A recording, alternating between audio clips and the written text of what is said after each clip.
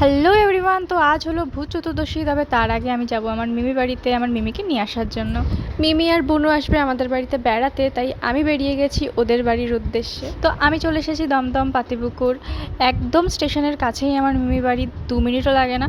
তো মিমি বাড়ি এসেই আমি চলে এসেছি বুনুর কাছে, কারণ ও অন্যান্য টাইম আমার জন্য অনেকক্ষণ ওয়েট করে থাকে, দিদি আসবে দিদি আসবে। তো ঘুমিয়েছিল, সকাল ছিল যেহেতু।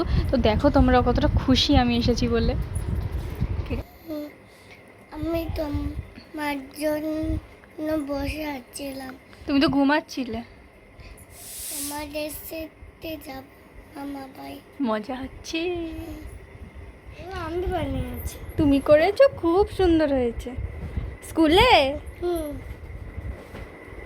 কি সুন্দর। তো মিমিদের বাড়িতে ব্রেকফাস্ট করে নিয়েছি আমি, কচুরি আর আলুর তরকারি। আর এই গার্ডারটা দেখে আই এম তো অবাক, এরকম গার্ডার আমি সত্যি এর আগে দেখিনি, খুব সুন্দর গার্ডারটা। তারপরে সবাই রেডি হয়ে ট্রেনে করে চলে এসেছি আমরা আমাদের বাড়িতে।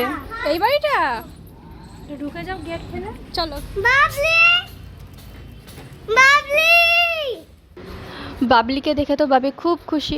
তো তারপরে স্নান করে আমি ফ্রেশ হয়ে পুজো দিয়ে নিচ্ছি, কারণ পুজো দেওয়ার পরে খেয়ে দিয়ে আমার রয়েছে অনেক কাজ।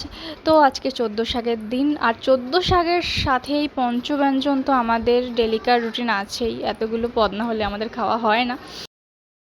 খাওয়ার পরে যে বড় কাজটা হলো সেটা হলো আমার এই রঙ্গোলি সাজানো, প্রত্যেক বছরের দীপাবলির সব থেকে পছন্দের কাজ আর বড় কাজ।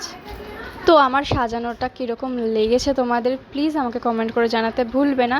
তো তারপরে যেটার দিন আজকে সেটা করা শুরু করে দিয়েছি, 14 প্রদীপ ধরানোর এবং প্রত্যেক বাড়ির কোনায় কোনায় লাগানো।